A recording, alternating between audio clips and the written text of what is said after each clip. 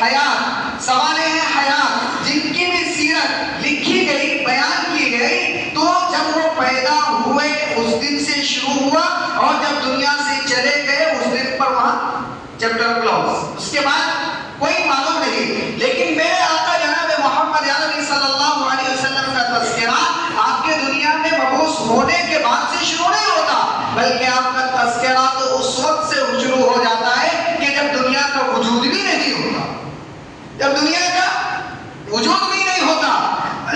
حضرت آدم علیہ السلام، حضرت آدم علیہ السلام کو جب اللہ رب العزت نے آپ کا مجسمہ بنایا اور پھر آپ کے اندر روح ہوگی، تو جس وقت حضرت آدم علیہ السلام سے رب نے قرآن کریم میں جو پڑھا لا تقربا هذه الشجرة فتكونا من الظالمین، قرآن کہہ رہا ہے کہ اللہ نے حضرت آدم علیہ السلام، حضرت حوا علیہ السلام سے یوں کہا تھا کہ تم اس درخت کے پاس مت جانا. فَأَزَلَّهُمَا الشَّيْطَانُ، پھر شیطان نے انہیں لغزش دے دی، شیطان نے انہیں بہکایا. اور پھر چونکہ انسان حضرت آدم علیہ السلام سب سے پہلا انسان، ابو الانبیاء، ابو الآدم، یعنی جتنے بھی انسان یہ قیامت کی شام تک آئے تمام کے ابو انسان. اور انسان یہ نسیان سے، اور نسیان کے معنی ہے بھول کے، یہ نیچر ہے، یہ فطرت. اللہ نے یہ چیز وضعیت کر دی ہے کہ انسان بھولے گا. تو سب سے پہلی بھول حضرت آدم علیہ السلام سے بھول ہوئی، ایک چوک ہوئی. وہ کیا؟ وَلَا تَقْرَبَا هَذِهِ الشَّجَرَةَ فَتَكُونَا مِنَ الظَّالِمِينَ، کہ تم دونوں اس درخت کے قریب مت جانا، یہاں پر اس کا پھل مت کھانا. لیکن شیطان نے لغزش دی اور پھر وہ نہیں کرنا تھا جو وہ کر بیٹھے. جو ہی وہ کر بیٹھے اللہ رب العزت نے دونوں سے کہا کہ اب تم دونوں زمین کو اتر جاؤ. قُلْ اهْبِطُوا مِنْهَا جَمِيعًا فَإِمَّا يَأْتِيَنَّكُم مِّنِّي هُدًى فَمَن تَبِعَ هُدَايَ فَلَا خَوْفٌ عَلَيْهِمْ وَلَا هُمْ يَحْزَنُونَ. اللہ نے کہا چلو سب چلو جاؤ. دونوں منع کیا تھا جانے کو، آئے. اسرائیلی روایات کے مطابق حضرت اسرائیلی روایات کم و بیش ہو سکتا ہے، لیکن یہ تو ہے کہ حضرت آدم علیہ السلام رب سے دعائیں کرتے رہے، التجا کرتے رہے. لیکن یہ جو اسرائیلی روایات میں کہ تقریباً 300 سال تک آگے پیچھے ہو بھی سکتا ہے. اسرائیلی روایت ہے تو معتبر روایت نہیں ہوتی، لیکن اتنا تو ہے کہ جنت سے اتارے جانے کے بعد آپ کی توبہ قبول ہونے کے بیچ کا جو زمانہ ہے، حضرت آدم علیہ السلام رب کے سامنے بہت روتے، بہت فریاد کرتے تھے. وہ ایک وقت آیا کہ حضرت آدم علیہ السلام نے دو دعائیں، ایک دعا تو قرآن میں ہے اور ایک دعا حدیث میں ہے. ایک دعا جو قرآن میں ہے وہ یہ ہے ربنا ظلمنا انفسنا وان لم تغفر لنا وترحمنا لنكونن من الخاسرین. اے ہمارے رب، اگر آپ نے ہمارے گناہوں کو معاف نہیں کیا، اگر ہمارے خطاؤں کو درگزر نہیں کیا، تب تو ہم تو نقصان اٹھانے والوں میں سے ہو جائیں. وَلَمْ تَغْفِرْ لَنَا وَتَرْحَمْنَا، اگر آپ نے رحم نہیں کیا، ہماری بخشش نہیں کی، لَنَكُونَنَّ خاسرین، تب تو ہم نقصان اٹھانے. ایک دعا تو یہ ہے. اور ایک دعا حدیث میں ہے کہ حضرت عمر رضی اللہ تعالیٰ جس کے راوی ہے کہ نبی اکرم صلی اللہ علیہ وسلم نے ایک مرتبہ حضرت عمر رضی اللہ تعالیٰ کے سامنے آپ یوں بیان فرما رہے ہیں کہ عمر تمہیں معلوم ہے کہ آدم علیہ السلام کی دعا جو قبول ہوئی تھی وہ کیسے ہوئی تھی؟ حضرت عمر نے فرمایا اللہ کے نبی آپ بہتر جانتے ہیں، بتائیے کیسے دعا قبول ہوئی، ہمیں کیا معلوم.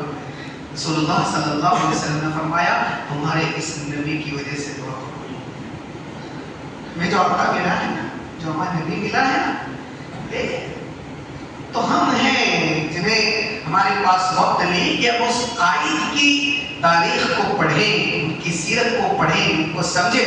دنیا میں ایک دستور ہے کہ جو کوئی بھی کسی کو بڑا مانتا ہے اس کی تاریخ کو پڑھتا ہے. جو ڈاکٹر بن رہا ہے اپنے سے بڑے ڈاکٹر کی تاریخ کو پڑھتا ہے، یہ بڑا ڈاکٹر بنا کیسے. جو انجینئر بنتا ہے وہ اپنے سے بڑے انجینئر کی ہسٹری پڑھتا ہے کہ وہ کیسے انجینئر بنا ہے. کوئی کامیاب ٹیچر ہے، کوئی کامیاب پروفیسر ہے، اس کی سوانح حیات کو تو اس کے ماتحت پڑھتے ہیں، یعنی یہ بنا تو بنا کیسے، اس کی تاریخ کو پڑھتا ہے، لیکن جو سب سے بڑا معلم ہے، جو سب سے بڑا ٹیچر ہے، جو تمام ٹیچروں کے ٹیچر، اس کی تاریخ، اچھا جس پر ہم قربان ہیں، جس پر ہمارا دعویٰ ہے، جس پر ہم جشن مناتے ہیں، خوشی مناتے ہیں، لیکن ہمارے پاس اس قائد، اس رہبر، اس لیڈر، اس رہنما کی سیرت، ان کی تاریخ کو پڑھنے کا ہمارے پاس وقت نہیں۔ یہ تو ہمیں پڑھنا نہیں آتا یہ بات، لیکن ایسا نہیں، بہت سے لوگ کم و بیش ہوگا جنہیں پڑھنا نہیں آتا، لیکن جنہیں پڑھنا آتا ہے۔ دنیا کے لیڈروں میں جو سب سے زیادہ جس کی تاریخ، جس کی سیرت، جس کی ہسٹری لکھی گئی ہے، وہ محمد عربی صلی اللہ علیہ وسلم کی ذات اقدس ہے۔ ہر زبان میں، آپ اردو میں لیجیے، انگلش میں لیجیے، عربی میں تو خیر ہے ہی ہے، اس کے علاوہ بنگلہ میں لیجیے، ہندی میں لیجیے، جو سی زبان آتی ہو اس زبان میں محمد عربی صلی اللہ علیہ وسلم کی تاریخ لکھی گئی، آپ کی سیرت ہے۔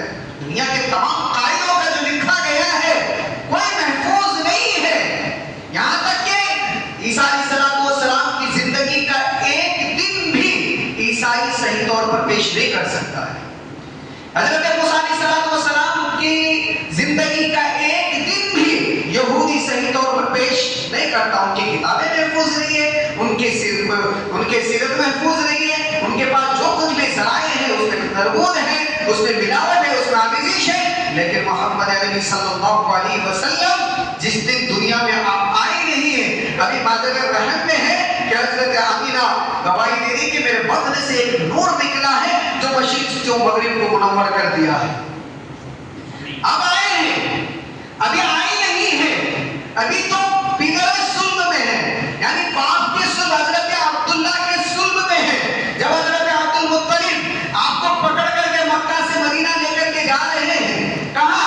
وہاں وہب کی بیٹی حضرت آمینہ رضی اللہ تعالیٰ عنہ سے نکاح کی بات کرنے کے لیے، نکاح کرانے کے لیے، آپ کے والد کا نام حضرت عبداللہ، آپ کی ماں والدہ کا نام حضرت آمنہ، آپ کی دادی کا نام حضرت فاطمہ، آپ کی نانی کا نام حضرت برہ، آپ کے دادا کا نام عبد المطلب، آپ کے نانا کا نام وہب۔ یہ کچھ ہیں جو ہمیں معلوم ہونا چاہیے، اپنے بچوں کو بھی پڑھانا چاہیے، سکھانا چاہیے۔ تو جب آپ نکاح کے لیے لے جا رہے ہیں تو راستے میں ایک قبیلہ پڑتا ہے، قبیلے کی ایک قبیلہ، وہ قبیلے میں ایک 2 منزلہ عمارت اور وہاں پر ایک ریسٹورنٹ ٹائپ کا، جب لوگ سفر کرتے ہیں تو ہائی وے پہ بنا ہوا ہوتا ہے نا کہ لوگ وہاں جا کر کے ریسٹ کرتے ہیں، آرام کرتے ہیں، پھر فریش ہوتے ہیں، کچھ کھا پی لیتے ہیں، پھر وہاں سے دوسرا سفر کرتے ہیں۔ تو ایک قبیلہ تھا، قبیلہ بنی جرہم، اس قبیلے میں غالباً اس قبیلے کے قریب میں جب وہ پہنچے ہیں، وہاں پر ایک عورت تھی، ایک عورت جو تورات و انجیل کی زبردست عالمہ تھی، زبردست عالمہ، وہ بالا خانے میں اوپر ہی تھی کہ حضرت عبد المطلب آپ کے والد محترم یعنی حضرت عبداللہ کو لے جا رہے حضرت آمینہ سے نکاح کرانے کے لیے۔ جب وہ عورت محمد عربی سے کیا والد محترم حضرت عبداللہ کو، جو کہ بڑے خوبصورت بھی تھے اور 17 سال 18 سال کی عمر تھی، بڑے خوبصورت جوان تھے، جب وہ عورت وہاں سے دیکھتی ہے تو دیکھ کر کے وہ سب اپنے حوالین سے اشارہ کرتی کہ وہ بندہ جو اس کو رکو ذرا اس کو بات کر لیں، یعنی وہ اس کو سمجھ جاتی ہے کہ یہ جو شخص ہے یہ کوئی عام شخص نہیں، یہ کوئی عام شخص نہیں ہے، بلکہ ان کے بدن سے وہ ایک ایسا نمونہ آئے گا دنیا میں جو پوری انسانیت کا آئیڈیل ہوگا، جو پوری انسانیت کا نمونہ ہوگا۔ میرے دوستو بزرگوں، میں کہہ رہا تھا کہ محمد عربی صلی اللہ علیہ وسلم جو ہمارے آپ کے قائد ہیں، جن کو ہم نے جن کے سامنے اپنے سر تسلیم خم کیا ہوا ہے، ان کی تاریخ ہمیں پڑھنا چاہیے۔ میں کہہ رہا تھا کہ حضرت آدم علیہ السلام تقریباً 300 برس روتے رہے، ایک دعا ربنا ظلمنا انفسنا، دوسری دعا حضرت عمر رضی اللہ تعالیٰ عنہ نے جب آپ نے پوچھا تو پھر آپ نے جواب دیا تمہارے اس نبی کی وجہ سے، یعنی محمد عربی صلی اللہ علیہ وسلم کے سامنے حضرت عمر پھر پوچھتے ہیں کہ اللہ کے نبی آخر وہ واقعہ کیا تھا، تھوڑا تفصیل سے ہم بتا سنیں کیا واقعہ تھا۔ رسول اللہ صلی اللہ علیہ وسلم نے فرمایا آدم علیہ السلام اپنے اس لغزش پر روتے رہے، لیکن ایک وقت آیا کہ جب انہوں نے حوالہ دیا، اے اللہ محمد صلی اللہ علیہ وسلم کے وسیلے کیسے؟ اے اللہ میرے خطا کو معاف فرما۔ رب نے پوچھا تب تمہیں کیسے پتا کہ محمد صلی اللہ علیہ وسلم ہے کون؟ یہ روایت ہے، مستدرک حاکم میں روایت ہے۔ پوچھا کہ تمہیں کیسے معلوم؟ تو حضرت آدم علیہ السلام نے جواب دیا، اے اللہ آپ نے میرا مجسمہ بنایا، میرا خاکہ تیار کیا، آپ نے میرے اندر روح پھونکی، جو ہی میرے اندر روح آئی یعنی جان آیا، جو ہی جان آیا تو میں یوں سر اٹھایا، سر اٹھاتے ہوئے جب میری نظر عرش پر پڑی تو میں نے دیکھا وہاں لکھا ہوا تھا لا الہ الا اللہ محمد رسول اللہ۔ سبحان اللہ سبحان اللہ۔ تو میرے دوستو بزرگوں، میرے آقا کی سیرت، میں کہہ رہا کسی کی سیرت شروع ہوتی ہے پیدائش کے بعد، ختم ہو جاتی ہے وفات تک۔ میرے آقا کی سیرت شروع ہوتی ہے اس وقت جب دنیا کا وجود بھی نہ ہو، اور وہاں تک چلے گی جہاں تک دنیا کہ انسان جنت اور جہنم میں نہ چلے جائیں، جنتی جنت اور جنتی جنت میں جب چلے بھی جائیں گے وہاں ان کو مزہ نہیں آئے گا، جنت کی نعمتوں سے بھی مزہ۔ اللہ پوچھیں گے اس سے بھی بڑھ کر کچھ اچھا نعمت ہے تمہیں؟ جنت کہے گا اور کیا باقی رہ گیا، سارا کچھ تو ہو گیا۔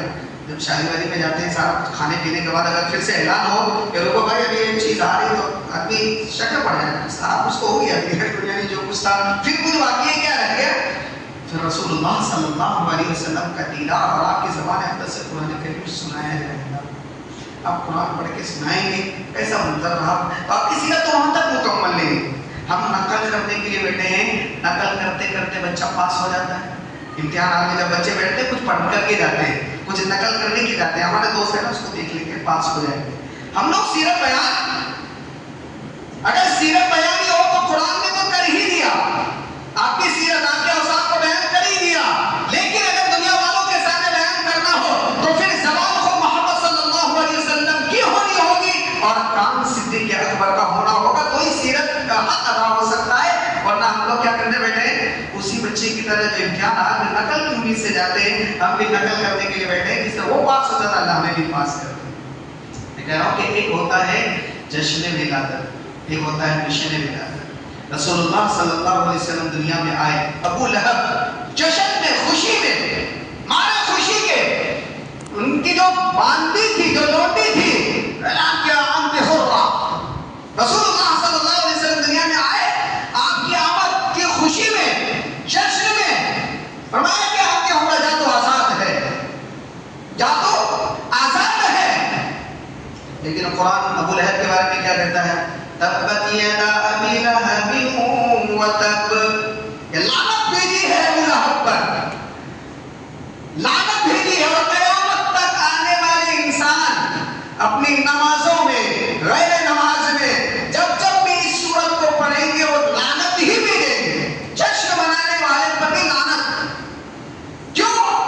حضرت بلال رضی اللہ تعالیٰ عنہ ہے یا غلام ہے، غلام ابن غلام یعنی حضرت بلال خود غلام، ان کے والد غلام، ان کے دادا غلام، ان کے پردادا غلام، رنگ کالا کلوٹا، حبشی نسل، تو حبشہ کا رہنے والا، کوئی مکی نہیں ہے، کوئی قریشی نہیں ہے، کوئی ہاشمی نہیں ہے، لیکن انہوں نے جشن نہیں منایا بلکہ مشن کو یاد رکھا۔ تو جب رسول اللہ صلی اللہ علیہ وسلم معراج کے میں آپ تشریف لے گئے، وہاں سے واپس آنے کے بعد حضرت بلال سے آپ پوچھتے ہیں بلال تمہارا کون سا عمل ہے کہ تمہاری چلنے کی آواز میں نے جنت میں سن لی ہے؟ کیا تھا؟ مشن تھا۔ ہم مشن والے لوگ ہیں، جشن والے لوگ نہیں ہیں۔ رسول اللہ صلی اللہ علیہ وسلم آئے تھے دنیا میں اپنا مشن لے کر کے آئے تھے، جشن لے کر کے نہیں آئے تھے۔ مشن کو ہم اگر اپنائیں گے، آج دین اسلام جو اتنا مشتبہ ہو گیا، دین اسلام کا شبیہ جو بگڑ گیا، لوگوں نے اسلام پر اعتراض کیا اور کر رہا ہے، قرآن کریم پر اعتراض کر رہا ہے، رسول اکرم صلی اللہ علیہ وسلم کی زندگی پر اعتراض کر رہا ہے، ازواج مطہرات پر اعتراض کر رہا ہے، آپ کی زواجی زندگی پر اعتراض کر رہا ہے، تو کیا غلط کر رہے ہیں؟ ہم مسلمانوں کو کیا معلوم؟ ہم نے پہنچایا؟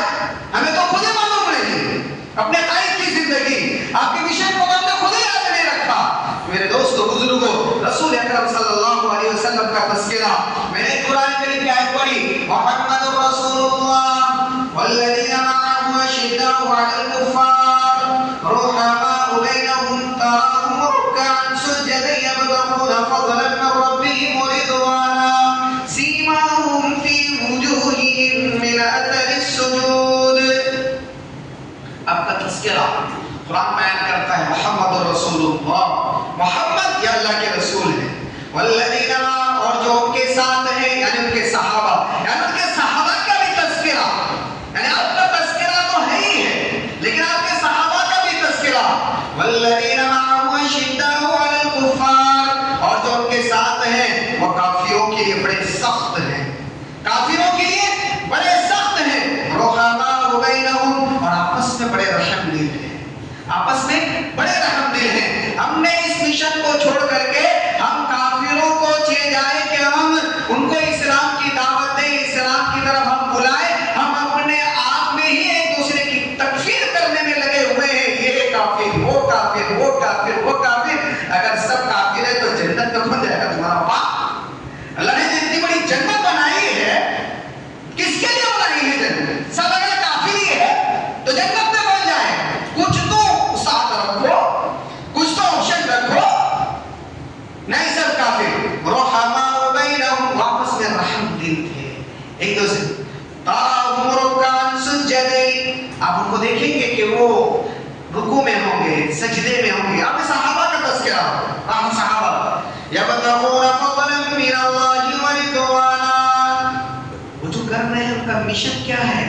جو کچھ بھی وہ کر رہے ہیں وہ دنیا کو دکھلانے کے لیے نہیں کر رہے، دنیا کو دنیا سے کریڈٹ پانے کے لیے نہیں دے رہے ہیں کہ نہیں دنیا ہماری تعریف کرے. نہیں، ان کا ایک ہی مقصد ہے اللہ کی رضا، اللہ کی خوشنودی. آگے ذالک مثلهم فی التوراۃ ومثلهم فی الانجیل. اور اسی طرح کا تذکرہ تو اس سے پہلے تورات میں بھی تھا، اس سے پہلے انجیل میں بھی تھا. یعنی محمد عربی صلی اللہ علیہ وسلم کا تذکرہ، مکمل تذکرہ تورات میں بھی ہے، انجیل میں بھی ہے، دیگر صحیفوں میں بھی ہے، یعنی تمام میں. اور آپ کے ساتھ آپ کے صحابہ کا بھی تذکرہ ہے. میرے دوست بزرگ، محمد عربی صلی اللہ علیہ وسلم دنیا میں تشریف لائے.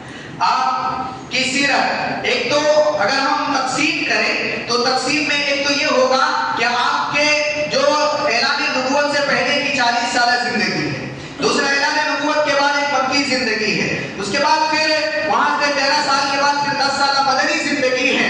تینوں کو اس طرح سے تقسیم کر کے اب مسلمانوں کی ذمہ داری ہے کہیں کل قیامت کے دن اللہ رب العزت ہمارا گریبان پکڑ کر کے یوں سوال نہ کر لے کہ تم نے میرے لاڈلے کا تعارف، ان کا انٹروڈکشن کروایا تھا کہ نہیں کروایا.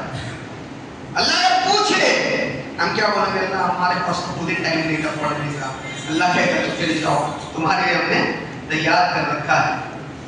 محمد عربی صلی اللہ علیہ وسلم جس وقت آپ دنیا میں مبعوث ہو رہے ہیں، آپ تشریف فرما ہو رہے ہیں، دنیا کے کیا حالات تھے اس وقت؟ لوگ ظلم و ستم کی چکی میں پسے جا رہے تھے، لوگ سستیاں بھر رہے تھے. وہ قوم ایسی قوم کی طرف اور ایسے زمانے میں کہ اپنے ہی کوکھ سے پیدا ہونے والی بچی کو زندہ درگور کر رہے ہیں. کتنی بڑی بات ہے، اپنی پیٹ سے پیدا ہونے والی بچی اس کو زندہ درگور کر رہے ہیں. سود کے عادی ہیں، زنا کے عادی ہیں، اور لڑائی جھگڑا چھوٹی چھوٹی سی بات پہ. جنگ بعث کا تذکرہ ہے قرآن کریم میں، واعتصموا بحبل اللہ جميعا ولا تفرقوا واذكروا نعمة الله عليكم إذ كنتم أعداء فألف بين قلوبكم فأصبحتم بنعمته إخوانا. اللہ صحابہ سے ختم ہو کر کے جو دو قبیلے تھے اوس و خزرج، ان دونوں کو قرآن اس طرح سے مخاطب کر رہا ہے کہ تم اس وقت کو یاد کرو جب تم ایک دوسرے کے خون کے پیاسے تھے. وہ کیا تھا؟ جنگ بعث. جنگ بعث کا تذکرہ کہ چھوٹی سی بات کہ کسی کے گھاٹ سے کسی کے جانور نے کسی کے سواری نے پانی پی لیا، پانی پی لیا. پانی پینے کی وجہ سے جس کا گھاٹ تھا، جس کا مشرب تھا، جس کا کنواں تھا، اس نے اس گھوڑے کی دم کاٹ دی. جس کے گھوڑے کی جو دم کاٹ دی تو اس نے اس شخص کو قتل کر دیا.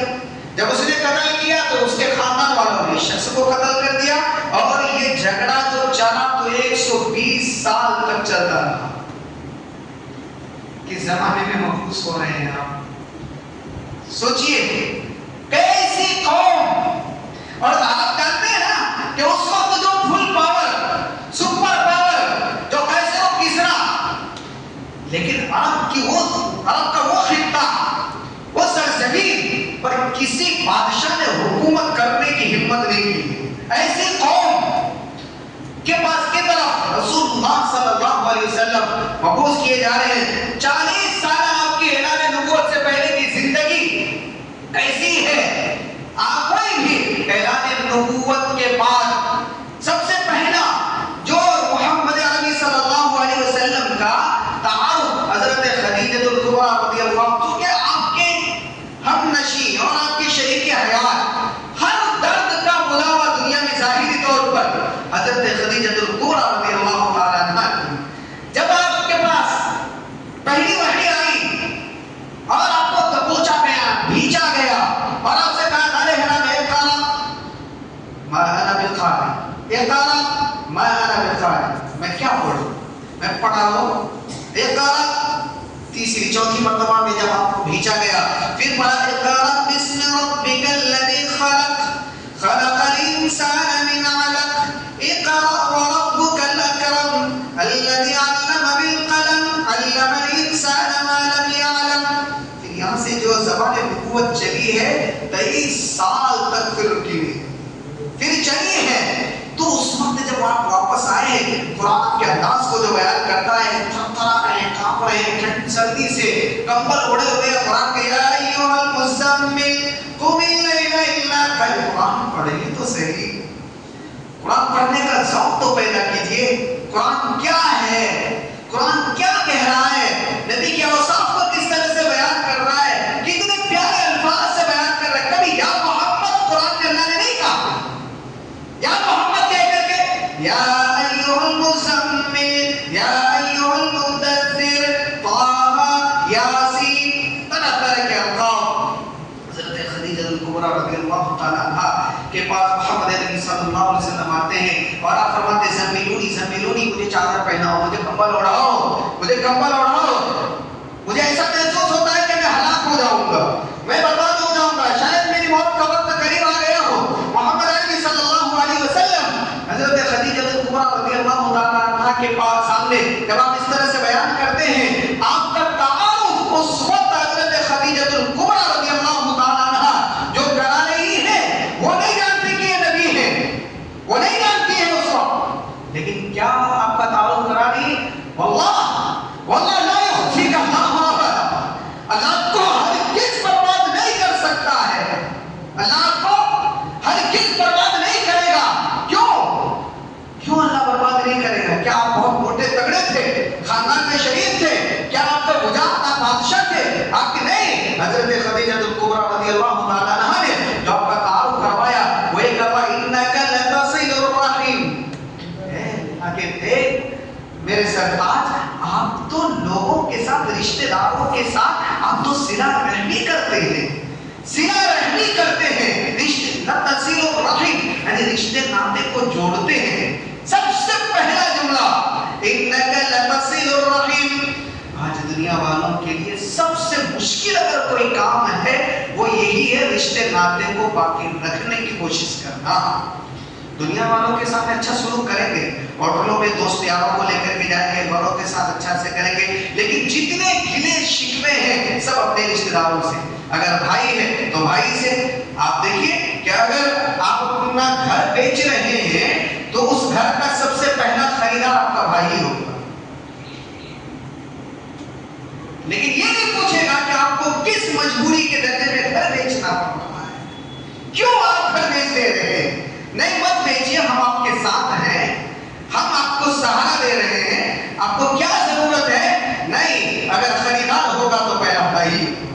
بہنوں سے شکایت ہے، بہنوں کو بھائیوں سے شکایت ہے، شوہر کو بیوی سے شکایت ہے، بیوی کو شوہر سے شکایت ہے۔ ایک طرف آقا کی زندگی ہے کہ آپ کے ازواج میں سے ہر کوئی یہ چاہتی تھی کہ محمد صلی اللہ علیہ وسلم آج میرے یہاں آ جائے، اگرچہ باری متعین تھی،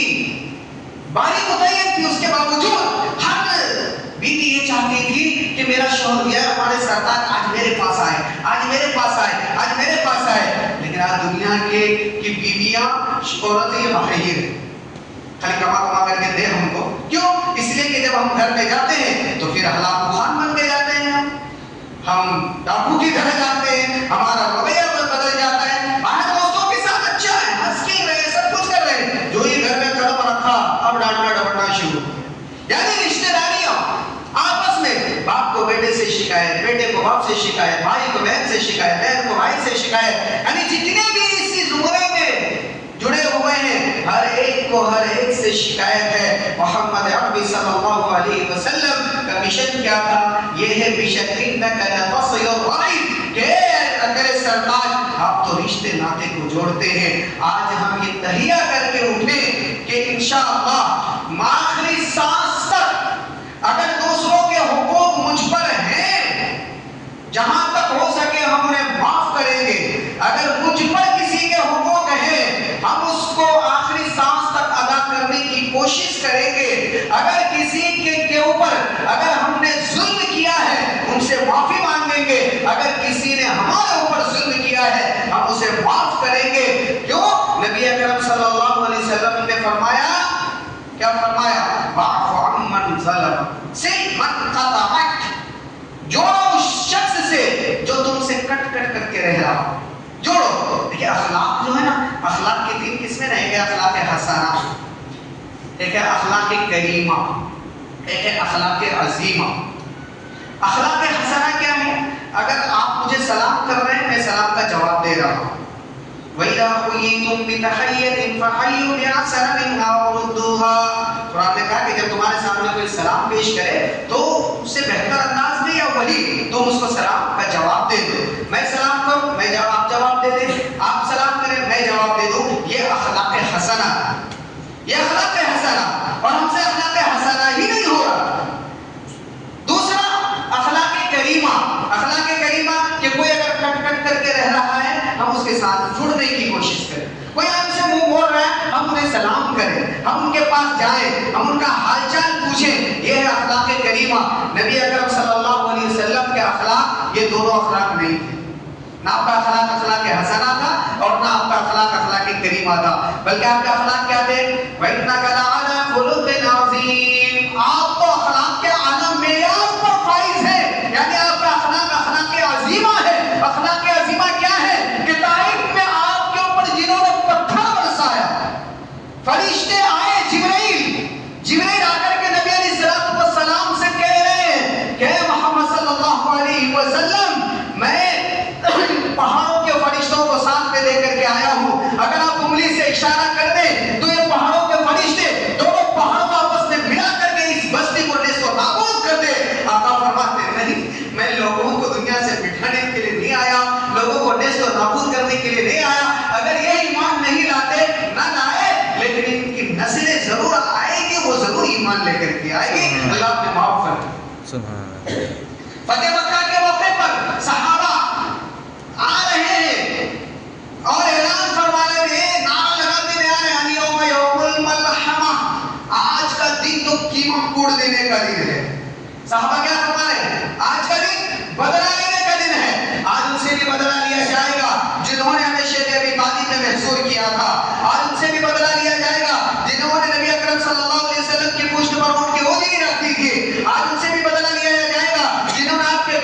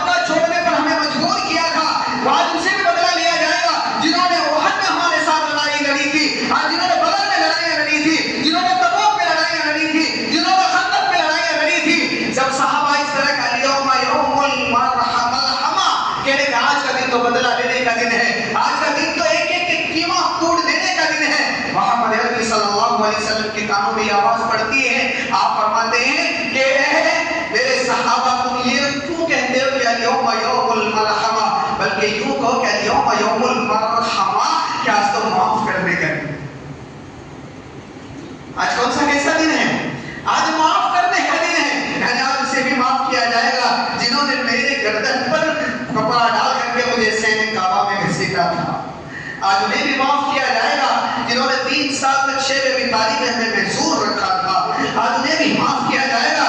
جنہوں نے شہر مکہ کو چھوڑنے پر ہمیں مجبور کیا تھا، آج ہر ایک کو معاف کیا جائے گا۔ آپ نے اعلان عام فرمایا جو سیدان کعبہ میں داخل ہو جائے اسے بھی امان ہے، جو دار ابی سفیان میں داخل ہو جائے اسے بھی امان ہے، جو کعبۃ اللہ میں داخل ہو جائے اسے بھی امان ہے۔ یعنی آپ نے امن و امان اور معافی کا عام پروانہ جاری کر دیا۔ لیکن ایک ہم ہے کہ اپنے رشتہ دار، اپنے خونی رشتہ دار کو معاف کرنے کے لیے تیار نہیں ہے، اور ہمیں کہتے ہیں کہ ہم اس نبی کی امت ہیں۔ ایسی امت ہے، ہمارے پاس کون سا جگر ہے، ہمارے پاس کون سا دل ہے، اپنی بہنوں سے بات کرنے کے لیے تیار نہیں ہے؟ 2 ٹکے کے خاطر، یہ دنیا کی میراث کے خاطر کچھ ہو گیا، منہ موڑ لیا، بہنوں کے آ جانا چھوڑ دیے، بھائیوں سے بات کرنا بند کر دیے، بیٹا باپ سے منہ موڑ لیا، بیٹی ماں سے منہ موڑ لی۔ کون سا جگر لے کر کے ہم جائیں گے اللہ کے یہاں؟ اور یہ کہتے ہیں کہ ہم اس نبی کے حاشی ہیں، اس نبی کے پیروکار ہیں، اس نبی کے فرما برداری کرنے والے ہیں۔ نبی کے تعلیمات تو یہ نہیں ہے انک لتصل الرحم۔ آگے حضرت خدیجہ الکبریٰ رضی اللہ تعالیٰ عنہ جو آپ کا تعارف کروا رہی ہیں، وتحمل الکل، کہ آپ تو دوسروں کا بوجھ اٹھاتے ہیں، دوسروں کا بوجھ اٹھاتے ہیں، مطلب آپ خود کما کر کے دوسروں کو کھلاتے ہیں، آپ مزدوری کر کے دوسروں کا پیٹ بھرتے ہیں، آپ کو اللہ کیسے ضائع کر دے گا؟ پھر آگے فرماتے ہیں کہ آپ تو مہمانوں کی مہمان نوازی کرتے ہیں۔ یعنی یہ چند صفات حضرت خدیجہ الکبریٰ رضی اللہ تعالی عنہا آپ کی 40 سالہ زندگی کو بیان کر رہی ہے کہ آپ کی زندگی، یہ 40 سالہ زندگی ابھی اعلان نبوت نہیں ہوا ہے، اس سے پہلے بھی کفار و مشرکین آپ کو کیا کہتے تھے؟ امین کہتے تھے، صادق کہتے تھے۔ میں اپنے کو واقعہ سنا کر کے مختصر سی بات کر کے میں اپنی بات کروں۔ ابھی ہمارے مولانا نظام الدین صاحب بھی ہیں، پھر حضرت مفتی توصیف صاحب بھی تشریف لا رہے ہیں، اور پھر مجھے بھی یہاں سے اٹھ کر کے دوسری جگہ جمہوری مسجد بھی جانا ہے، وہاں بھی جو ہے پروگرام ہے۔ رسول اکرم صلی اللہ علیہ وسلم کی یہ زندگی آپ کو کفار و مشرکین نے آپ کو بہت ستایا، بہت تکلیفیں پہنچائی، اور پھر اعلان نبوت کے بعد آپ کو تو پھر کوئی کاہن کہنے لگا، کوئی ساحر کہنے لگا، کوئی جادوگر کہنے لگا، کوئی کذاب کہنے لگا، وغیرہ وغیرہ۔ قرآن بیان کرتا کہ جب بھی محمد صلی اللہ علیہ وسلم ان کے سامنے نبوت کی کوئی علامت ظاہر ہوتی ہے، کوئی نشانیاں پیش کی جاتی ہے، تو نشان نبوت کو، اعلان نبوت کو وہ تو ایک جادو سمجھتا ہے، وہ یوں سمجھتا ہے کہ تو جادو ہے، جب پل بھر میں ختم ہو جائے گا۔ وہ یوں کہتا ہے انه لقول رسول کریم وما هو بقول شاعر، یہ جو کلام پیش کیا جا رہا ہے کسی شاعر کا کلام نہیں ہے، ولا بقول کاہن، یہ جو کلام پیش کیا جا رہا ہے کوئی کاہن کا کلام پیش نہیں کیا جا رہا۔ یعنی اعلان نبوت کے بعد وہ جو کل تک آپ کو امین کہتے تھے، وہ جو کل تک آپ کو صادق کہتے تھے، وہ جو آپ کو دانشور سمجھتے تھے، وہ جو آپ کو امانتدار سمجھتے تھے، اعلان نبوت کے بعد آپ کو اتنے گندے القاب سے نوازے جائے جا رہے ہیں کہ کوئی کاہن کہہ رہا ہے، کوئی ساحر کہہ رہا ہے، کوئی یہ کہہ رہا ہے۔ اس کے باوجود میں آپ کو بتاؤں کہ جب رسول اللہ صلی اللہ علیہ وسلم کو ہجرت کا حکم ہوا، آپ ہجرت فرمانے کی تیاری کر رہے ہیں، اپنے بستر پر حضرت علی رضی اللہ تعالیٰ عنہ کو لٹا رہے ہیں، حضرت علی رضی اللہ تعالیٰ عنہ سے آپ کیا فرما رہے ہیں کہ علی صبح مدینہ آ کر کے مجھ سے ملاقات کر لینا، اور وہاں پہنچنے سے پہلے صبح ہوگی، صبح اٹھ کر کے یہ امانتیں لوگوں کی ہیں میرے پاس، تم اس کو لوگوں کی امانتیں امانت داروں کو پہنچا کر کے میرے پاس۔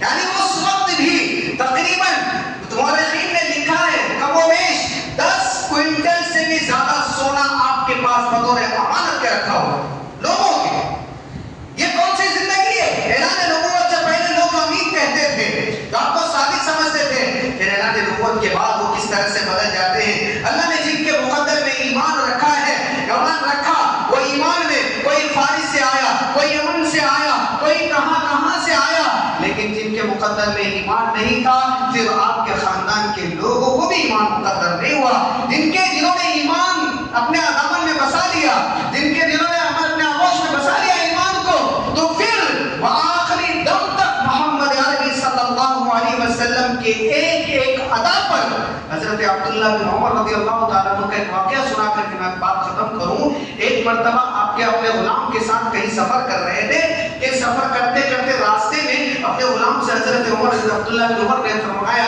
کہ تم ذرا یہاں رکو، میں وہاں سے آ رہا ہوں. حضرت عبداللہ بن عمر رضی اللہ تعالیٰ سواری کھڑی کر کے اپنے غلام کو یہاں سے دور گئے، جنگل کے کسی کوٹ میں گئے اور جا کر کے تھوڑی دیر وہاں بیٹھے اور بیٹھ کر کے پھر واپس آ گئے. خادم نے پوچھا حضرت آپ نے یہ کیا کیا؟ کوئی تقاضا نہیں، کوئی ضرورت نہیں، کچھ بھی نہیں، آپ خواہ کا یہاں رکے اور اتنا دور چل کر کے گئے، پھر وہاں تھوڑی دیر آپ بیٹھے، میں نے آپ کو بیٹھتے ہوئے دیکھا، پھر آپ بیٹھے پھر واپس آ گئے. وہ فرماتے ہیں کہ میں نے میرے آقا محمد نبی صلی اللہ علیہ وسلم کے ساتھ آپ کے حیات طیبہ میں نے آپ کے ساتھ ایک سفر کیا تھا، آپ علیہ الصلوۃ والسلام نے یہاں پر قضاء حاجت کیا تھا، بس میں نے اس اداب کو جاری رکھنے کے لیے میں یہاں بیٹھا تھا کہ مجھے ضرورت نہیں. اس کو کہا جاتا عاشق رسول. ایسے عاشق رسول ہے، نہ ہمیں کا نام معلوم ہے، نہ خاندان معلوم ہے، نہ ان کا نسب نامہ معلوم ہے، نہ ان کا مشن معلوم ہے. اگر ہمیں معلوم ہے تو صرف جشن معلوم ہے. میرے دوست بزرگوں، محمد عربی صلی اللہ علیہ وسلم آئے تھے مشن لے کر کے، تو اس مشن کو ہمیں اور آپ کو باقی رکھنا ہے. ہم اور آپ اور باقی ہم سے اللہ سے دعا کرے کہ اللہ ہمیں ذریعہ بنا لے، ورنہ تو اللہ تو باقی رکھے گا. اللہ جس سے چاہے گا اس سے کام لے کر کے باقی رکھے گا. دیکھنا یہ ہے کہ ہمارا شمار اس میں ہے یا نہیں، ہم اس میں شامل ہیں یا نہیں ہے. تو مشن کو باقی رکھنے کے لیے آپ کی حیات طیبہ کو پڑھنا، پڑھے بغیر پھر ہم کیسے قائد کی اتباع کر سکتے ہیں؟ پڑھنا ہوگا. یہ برائے ربیع الاول، یہ جو ربیع الاول کا مہینہ شروع ہوا ہے، رسول اکرم صلی اللہ علیہ وسلم کی ولادت باسعادت علی اختلاف الاقوال، خاتون سی تاریخ رہی ہو لیکن مہینہ یہی ہے. اس مہینے میں کیا کام کرنا ہے؟ سب سے اہم کام تو یہ ہے کہ جس طرح سے ابھی عشاء کی نماز ہوئی، اسی طرح سے صبح فجر کی نماز بھی ہو. انشاء کیا خیال ہے؟ ہوگی ہے نا؟ تو جب ہوگی تو ہمیں پھر کیا کرنا چاہیے؟ سو جانا چاہیے. کلکتہ کے ماحول میں فجر کی نماز پابندی سے پڑھ لینا وقت کا سب سے بڑا ولی ہوگا جو وقت فجر کی نماز. تو پہلا مشن تو میں آپ کو یہ دے کر کے جا رہا ہوں کہ جس طرح سے عشاء کی نماز ہوئی اور فجر کی نماز بھی ہوگی، تو فجر کی نماز کے لیے اس کے بعد ظہر ہوگی، عصر ہوگی، مغرب، عشاء، نماز کے پابند ہو جائے. آپ کا مشن کیا تھا؟ آپ کا مشن تھا غریبوں کے ساتھ ہمدردی جتانا. آپ کا مشن کیا تھا؟ یتیموں کے سر پر ہاتھ رکھنا. آپ کا مشن کیا تھا؟ دنیا کو جھوٹ سے پاک کرنا. آپ کا مشن کیا تھا؟ غیبت سے دنیا کو بچانا. آپ کا مشن کیا تھا؟ دھوکہ بازی سے دنیا کو بچانا، دھوکہ نہ دینا، وعدہ خلافی نہ کرنا. آپ کا یہ مشن تھا.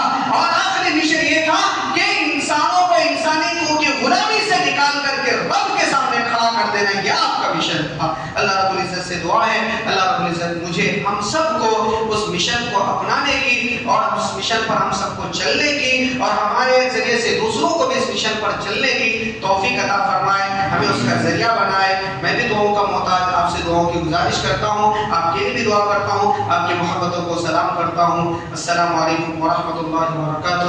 وآخر دعوانا الحمد